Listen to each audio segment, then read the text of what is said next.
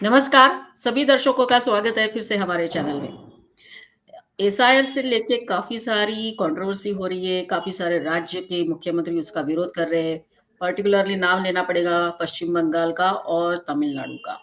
फिलहाल जो कुछ भी खबरें आ रही है पश्चिम बंगाल से वो हमको ये बताती है, दर्शाती है कि ममता बनर्जी एक एजेंडा बोलो या नैरेटिव बोलो वो खड़ा कर रही है एसआईआर के खिलाफ। साथ-साथ हम ये देख रहे हैं कि काफ़ी सारे लोग जो है वेस्ट बंगाल छोड़ के जा रहे हैं, जो बांग्लादेशी घुसपैठिया है या फिर रोहिंग्याज़ है। इसकी वजह से काफ़ी सारी एरिया जो है वैकेंट हो गए, एम्प्टी हो गए। तो आज इसी के ऊपर हम चर्चा करेंगे और चर्चा के लिए ऑब्वियसली हम आमंत्रित कर रहे हैं सुप्रीम कोर्ट के सुप्रसिद्ध लॉयर एडवोकेट पंकज जोशी जी को। Sir once again thank you आप हमारे साथ जुड़े। जी, नमस्कार मैडम और आपके सभी व्यूअर्स के लिए भी नमस्कार। सर अब दोनों एंगल से हम आज चर्चा करेंगे। एक तो ये है कि एक तरफ ममता बनर्जी, तमिलनाडु ये सारी जो स्टेट्स की सरकारें हैं, वो एसआईआर का विरोध कर रही है और साथ-साथ वेस्ट बंगाल में ये भी देख रहे हैं कि काफ़ी सारे लोग जो है घर छोड़-छोड़ कर भाग रहे हैं, ये भी है। तो और दूसरी तरफ जो एसआईआर के खिलाफ ये लोग प्रोपेगेंडा चला रहे हैं या फिर इस बात को लेके चर्चा कर रहे हैं कि बीएलओज़ प्रेशर में हैं और सुसाइड कर रहे हैं। देखिए, ये तो कई सारे जो आपने पॉइंट बताए हैं, ये विपक्ष के पॉइंट हैं और जहाँ तक इसमें क्योंकि सबसे पहले जो गवर्नमेंट का जो पार्ट है, जो इलेक्शन कमीशन है, जहाँ तक हम अगर उनका बात देखें, तो election commission already says that the aim of the exercise is to ensure that no eligible voter is excluded and no eligible uh, name remains on the roll. तो उनका सिंपल सा ये है कि हम केवल उन्हीं को हटाएं जो कि भारत में या तो उनका डबल वोट बन चुका है या वो उस जगह पे नहीं रह रहे हैं। हुँ। तो तो सबसे पहली जो है उसमें फर्स्ट फेज में बिहार जो है वहां पर ये हुआ जिसको विपक्ष के द्वारा उसे एक कंट्रोवर्शियल एक्सरसाइज बनाने की पूरी पूरी कोशिश की गई, लेकिन उसके बावजूद वहां पर बड़े अच्छे से इलेक्शन हुआ और उसमें कहीं भी कोई इस तरह की एक भी appeal even neither in Supreme Court nor in High Court nor in election commission, तो ये लास्ट में ये चीज प्रूफ हो चुकी है कि वहां पर इस तरह की कहीं भी कोई भी गड़बड़ी नहीं हुई है, क्योंकि किसी ने कोई आपत्ति नहीं दर्ज कराई। ना ना ना केवल एक पार्टी ने, ना केवल किसी बूथ के लेवल के कार्यकर्ता ने, ना किसी पॉलिटिकल पार्टी ने, कहीं भी किसी तरह से नहीं आई। और अब चुनाव होने के बाद ना कोई वहां पर विपक्ष इस तरह की कोई फिर से उसे कंट्रोवर्शियल कोई इश्यूज ना वो कर रहे हैं, ना प्रोपेगेंडा उसका चला रहे हैं। अब चूंकि 2026 जो है, तो 2026 में बंगाल में अब चुनाव हैं, तो अब ये सारा जो भी जो विपक्ष का जो भी इनका जो है महागठबंधन जो है, कई बार उसका नाम भी बड़ा इस तरह से निकलता है बाँट कि गठ हाँ, तो वो मीडिया में बातें उसके लिए अलग आ जाती हैं। तो वो अब बंगाल के लिए कर रहे हैं और ना केवल Bengal as well in the Bangladesh also in 2026 there is also a election in that country also. तो वहाँ भी मोहम्मद यूसुफ साहब ने कहा है कि हम इसको मार्च अप्रैल में जो भी वहाँ पे इलेक्शन की जो भी टेंटेटिव डेट आ रही हैं और बंगाल में भी, तो अब ये जो है पूरी तरह से ये इस तरह से जो है वहाँ के, क्योंकि यहाँ से भी जो लोग हैं जो जाएंगे बंगाल से, वो निश्चित रूप से वहाँ वहाँ भी इसी तरह के कहीं ना कहीं ठिकानों को खोजेंगे, तो वहाँ भी एक तरह से भगदड़ मचेगी। लेकिन हमें अपने स्टेट की, हमें अपने अपने होमलैंड की बात करनी चाहिए। तो अब उसमें ये देखने में आता है कि हमारे जो विपक्ष के लोग हैं वो क्यों किसी दूसरे देश के लिए, या क्यों वो इस तरह से बातें जिससे दूसरे देश को फायदा हो, वो इस तरह की बातें क्यों करते हैं। क्योंकि इलेक्शन कमीशन की कहीं भी इस तरह की फेयर प्रोसेस एक रही है और उसमें हमारे जो भी, क्योंकि जो भी कॉमन पर्सन है उसने हमेशा इलेक्शन कमीशन के फेवर में और उनका फेथ रहा है, और इसी वजह से इस चुनाव की जो एक एक कठिन प्रोसेस जो रहती है वो बड़े अच्छी तरह से शांतिपूर्वक बिहार में रही है। और अब ये है कि विपक्ष ने जो आपने कई सारे पॉइंट बताए कि there are so many reasons कि वहाँ पर एक तो ये है कि उसमें ममता बनर्जी ने भी जो है वो चिट्ठी लिखी है चुनाव आयोग के लिए। वहाँ की है जो मीडिया में यही रिपोर्ट आ रही थी कि उनकी जो रिपोर्ट चिट्ठी गई है उसमें कई सारे उन्होंने पॉइंट्स लिखे हैं। उस पॉइंट में सबसे पहले तो यही लिखा है कि जो किसान जो हैं अभी वहाँ पर वो फार्म्स का काम चल रहा है, खेती का काम चल रहा है, तो they are very busy, they are having a very busy schedule in this time. तो आप ये ना करें। दूसरा उन्होंने कहा है कि हमारे यहाँ सर्वर ठीक ढंग से काम नहीं कर रहा है, तो आप आप एकदम से आपने 2 महीने का टाइम दे दिया है, तो 2 महीने में हम ये सारी चीज़ें कैसे करें? इसके लिए जो एम्प्लॉइज़ हैं, उन पे बहुत ज़्यादा प्रेशर पड़ रहा है। और जो भी वहाँ बीएलओ हैं, उन पे भी प्रेशर पड़ रहा है। तो उसमें यह है कि बीएलओ ना केवल बीएलओ, हर पॉलिटिकल पार्टी के बीएलए जो भी रहते हैं, वो भी जो जो पोलिंग एजेंट्स रहते हैं, वो भी वहाँ पर सभी के काम करते हैं।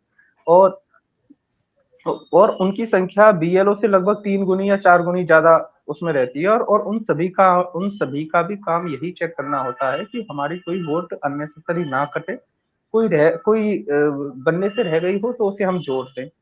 तो पॉलिटिकल पार्टियों के लोगों पे इसके अलावा कोई काम नहीं होता है क्योंकि उनके जो भी कार्यकर्ता हैं, उनका यही काम होता है। अगर ये काम भी नहीं करेंगे तो फिर कोई ताश तो खेलने हैं नहीं है उन्हें।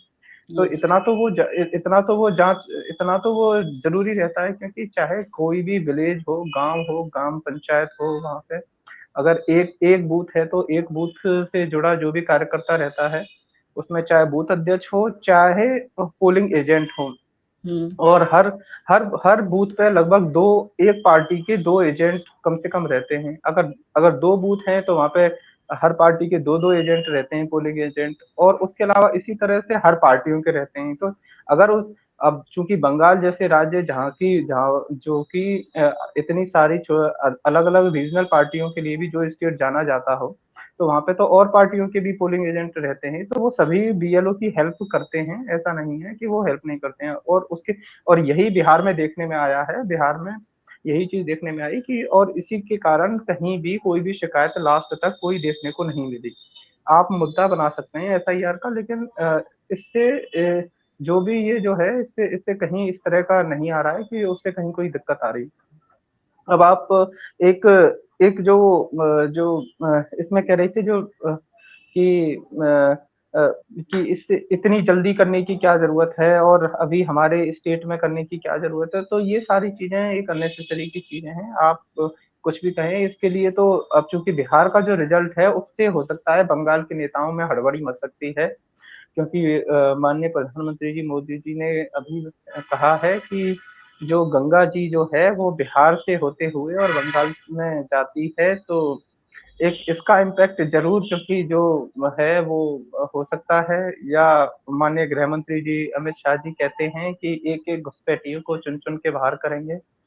तो उसके कारण बंगाल में एक घुसपैठियों में ज़रूर भगदड़ देखने को मिल रही है कि वो किस तरह से, क्योंकि बंगाल का जो 24 परगना जिला है, जो एक अपने आप में जाना जाता था कि 24 परगना हो, चाहे मुर्शिदाबाद जिला हो, जो कि सबसे ज़्यादा एक तरह से मतलब खेती के खेत और मतलब घुसपैठियों ने एन्क्रोचमेंट कर लिया था।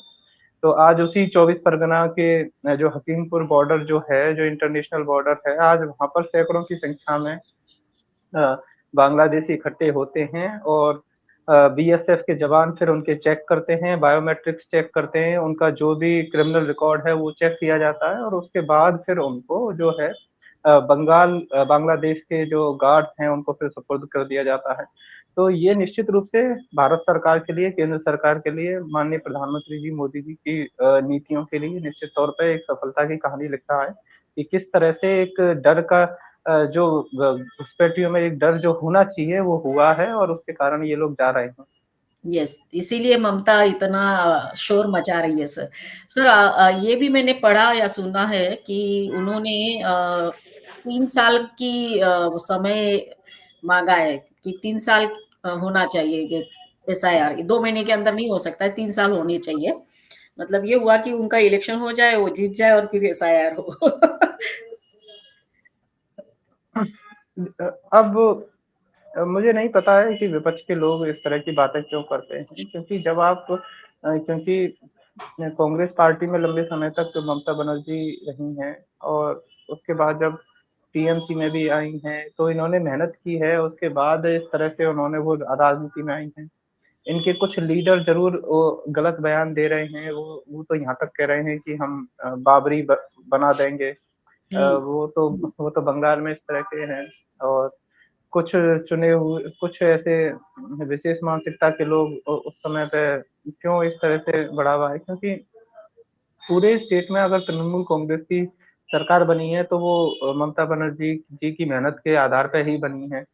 तो और अब उसमें केवल कुछ लोगों को सपोर्ट कर देना या कुछ एरिया के नेताओं को सपोर्ट कर देना, क्योंकि तो उससे एक केवल पॉलिटिकल पार्टी की इमेज खराब होती है, ऐसा कुछ नहीं है। अगर बीजेपी जीतेगी तो वो अपनी नीतियों को जनता के बीच में ले जाके जीतेगी और ममता बनर्जी आती हैं तो वो अपनी पॉलिसियों की वजह से आती हैं। लेकिन कहीं इस तरह का अगर कोई मैसेज समाज के बीच में गलत चला जाता है कि ममता बनर्जी जी सपोर्ट कर रही हैं, जैसा कि अभी तक जा रहा है, तो फिर ये निश्चित रूप से विपक्ष के और क्योंकि फिर इनकी गवर्नमेंट के लिए निश्चित रूप से एक ये क्वेश्चन मार्क लगेगा कि आप आपके भारत के साथ खड़े हैं या घुसपैठियों के साथ खड़े हैं। यस। ये निश्चित रूप से ये देखने में आएगा।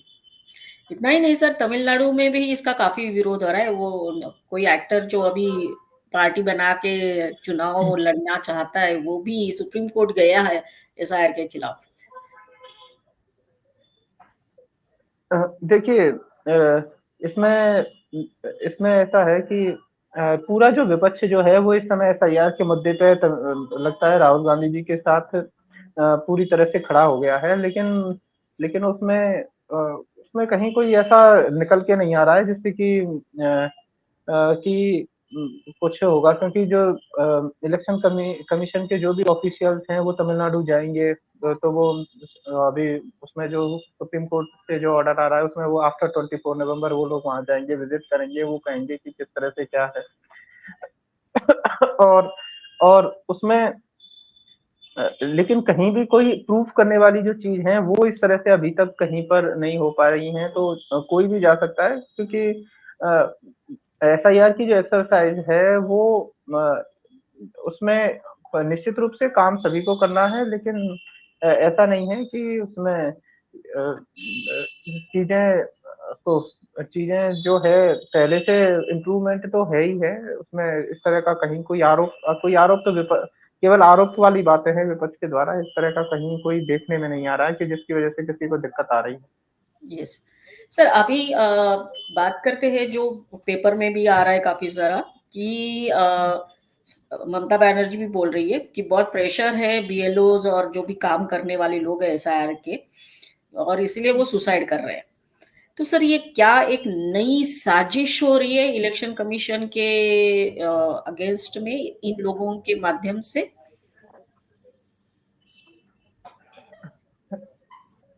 देखिए बीएलओ ऐसा तो कोई रिकॉर्ड आ नहीं रहा है इस तरह का कि केवल एफआईआर की एक्सरसाइज की वजह से बीएलओ में इस तरह से कोई भगदड़ मच रही हो। बीएलओ एक एम्प्लॉइज है, ज्यादातर हर स्टेट में टीचर्स को ही इसका काम दिया जाता है। किसी का हेल्थ इश्यूज हो सकते हैं, लेकिन ये कह देना कि उसकी वजह से उन पर कोई प्रेशर है, किसी सीनियर ने कोई बदतमीजी की हो तो वो बात एक अलग हो सकती है, पर्टिकुलर उसकी वजह से कहीं कोई बात है इस तरह की आ रही हो, लेकिन किसी क्योंकि ये तो डे टू डे के रोजाना के काम रहते हैं। अ, निश्चित रूप से टीचरों पे काम थोड़ा-सा ज़्यादा रहता है, लेकिन उसके लिए पूरा जो डिस्ट्रिक्ट एडमिनिस्ट्रेशन में जो पूरा स्टाफ जो है, चाहे रेवेन्यू डिपार्टमेंट का हो, चाहे अदर ऑफिसर का भी हो, उन सभी को काम पे लगाया हुआ है। तो उसमें कहीं भी किसी की डेथ हो रही है तो ये एक दुखद बात है कि कहीं इस तरह की कोई चीज़ है। लेकिन मेरा नहीं मानना है कि पर्टिकुलर केवल एसआईआर के डर की या एसआईआर के खौफ की वजह से किसी की डेथ हुई हो। ये तो ये सवाल तो अपने आप में इस तरह से कहना तो विपक्ष के नेताओं के द्वारा एक तरह से केवल भ्रम को फैलाना है कि they are manipulating the real cause of the issues. ये बात आप कह रहे हो ये सच भी हो सकती है सर, लेकिन आज मैंने ये पढ़ा न्यूज़पेपर में काफ़ी सारे टीचर्स ने बताया कि हमारे ऊपर बहुत प्रेशर है क्योंकि हमको स्कूल में भी पढ़ाना है, ये भी काम करना है, टाइम लिमिट में सब कुछ अपलोड करना है। तो इसकी वजह से टीचर्स का भी एक कुछ आया है स्टेटमेंट कि हम प्रेशर में काम कर रहे हैं। देखिए, जहाँ तक जो ग्राउंड की जो रियलिटी की बात होती है अ, क्योंकि अगर एक एक गाँव जो है, अगर एक गाँव में अगर मान के चलो 1000 की भी आबादी है, तो उस पर लगभग 2 बीएलओ की ड्यूटी रहती है। तो उसमें 500 घरों को और कोई 2 दिन का तो काम है नहीं, ये लगभग 2 महीने की प्रक्रिया है। और 2 हुँ, महीने की प्रक्रिया के बाद अगर किसी का नाम कटता है या कुछ जुड़ता है या रह जाता है, उसके बाद भी 1 महीने का समय दिया हुआ है। तो ऐसा भी नहीं है कि एकदम से झट से नाम कट गया तो कट गया, ऐसा नहीं है कि उससे उसके बाद आपका नाम नहीं जुड़ सकता है, ऐसा भी नहीं है। तो अब ये ये इस तरह से क्योंकि 500 घरों को कवर करना तो ये तो 2 दिन का काम होता है, ऐसा तो है नहीं है कि कोई बहुत ज़्यादा विशेष काम हो, लेकिन जिसको काम ना ही करना हो तो उसे लग सकता है कि ये काम बहुत बड़ा है, अदरवाइज़ ऐसा तो कुछ है नहीं। अ, आदमी कोई भी पर्टिकुलर इंसान है अगर 2 घंटे भी गाँव में मूवमेंट करेगा, तो भी वो लगभग इतने घरों तक पहुँच सकता है, 2 दिन में, 3 दिन में पहुँच सकता है, 4 दिन में पहुँच सकता है, ऐसा भी नहीं है। येस, तो राइट। हाँ, हाँ, तो ये ऐसी तो कोई विशेष चीज़ है नहीं है। Yes sir. सर मुद्दा ये है सर कि इलेक्शन कमीशन को सेंटर में रख के सारे अपोजिशन पार्टी वाले जो भी है, वो एक नैरेटिव खेलने की कोशिश कर रहे हैं। देखो पहले तो वोट चोरी हुआ, फिर वोट अधिकार हुआ और अब एसआईआर के बारे में हो रहा है। तो इसलिए मैं आपको वो पूछ रही हूँ सर कि एक हमारी संवैधानिक संस्था जो है, जो क्लीनिंग कर रही है, उसका भी ये लोग अब इस तरह से स्ट्रैटेजी बना के नैरेटिव क्रिएट कर रहे हैं। देखिए, अभी जो फ़ेज़ 2 जो है, ये अब एसआईआर का जो 9 राज्यों में और 3 यूटीज़ में, जो केंद्र शासित प्रदेशों में अब जो ये चलेगा। और अब आप सब जगह इस तरह से नैरेटिव बनाएँगे तो फिर काम काम क्या करेंगे? क्योंकि यस, उस राज्य की हर राज्य की अलग-अलग पॉलिटिक्स रहती है, उस राज्य के अलग-अलग इश्यूज़ रहते हैं, वहाँ के कल्चरल इश्यूज़ रहते हैं, हिस्टोरिकल रहते हैं और एडमिनिस्ट्रेटिव इश्यूज़ तो डे डे बाय डे रहते हैं। अगर आप उनके लिए काम या उन टॉपिक के बारे में डिस्कस नहीं करके और एक एफआईआर जैसा या वोट चोरी जैसा ठीक है, आप ये मुद्दा आप उठा सकते हैं, ये लेकिन उससे आपकी पॉलिटिकल इमेज जो है वो तो नहीं बन पाएगी।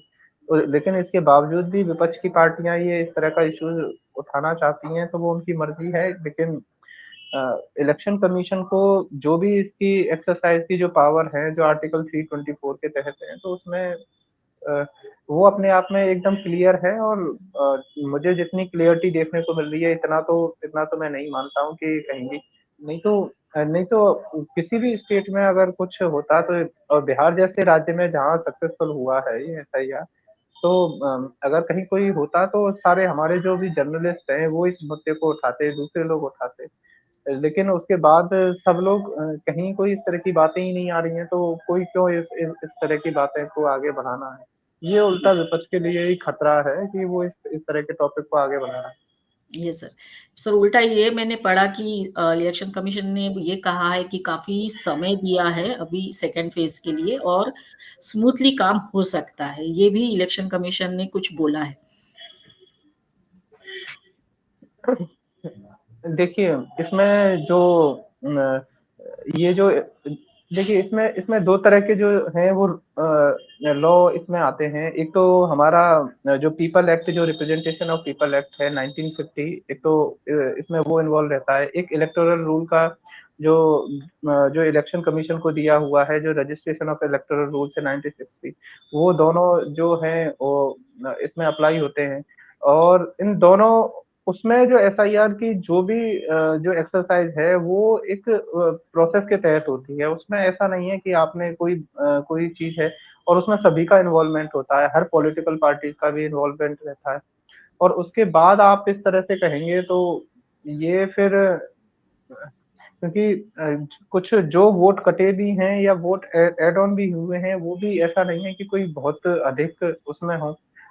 पुराने कई लोग हैं, अब जैसे इसमें देखने में आ रहा है कि जिन भी बांग्लादेशियों ने जो अपना फर्जी आधार कार्ड बनवाया या फर्जी वोटर आईडी बनवाया, लेकिन पुराने नहीं थे, उन पे रिकॉर्ड नहीं था, तो वो भाग रहे हैं, जा रहे हैं यहाँ से। तो उनके बीच में इसकी वजह से क्योंकि अब कुछ कहते हैं कि एसआईआर के तो ये एक एसआईआर से इतना है, अभी एनआरसी और आएगा। यस। तो तो जब मुझे तो जहाँ तक ये देख रहा हूँ तो एसआईआर ही अच्छी प्रक्रिया है, कम से कम इतना तो हो रहा है क्योंकि एनआरसी को लेके तो विपक्ष के लोगों ने काफ़ी बयानबाज़ी और काफ़ी दिल्ली में तो एक बहुत हाँ। हंगामा ख खड़ा किया था।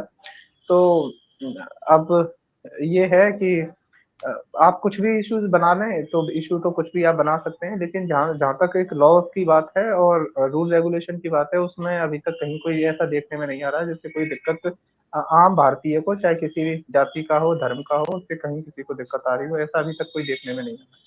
Yes. So sir, thank you very much sir, आज आप हमारे साथ जुड़े और इस बात के ऊपर चर्चा की।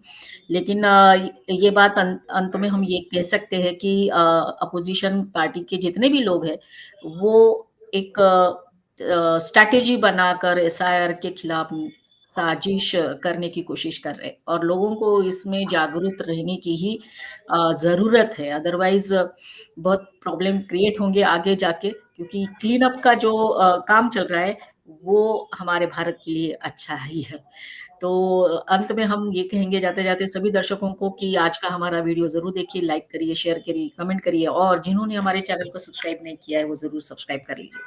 अगले वीडियो में सर आपके साथ फिर मिलेंगे नए टॉपिक के साथ, तब तक के लिए जय हिंद, वंदे मातरम। जी, आपने भी मुझे समय दिया, इसके लिए आपका भी बहुत-बहुत धन्यवाद। जय हिंद, वंदे मातरम। Yes, thank you sir.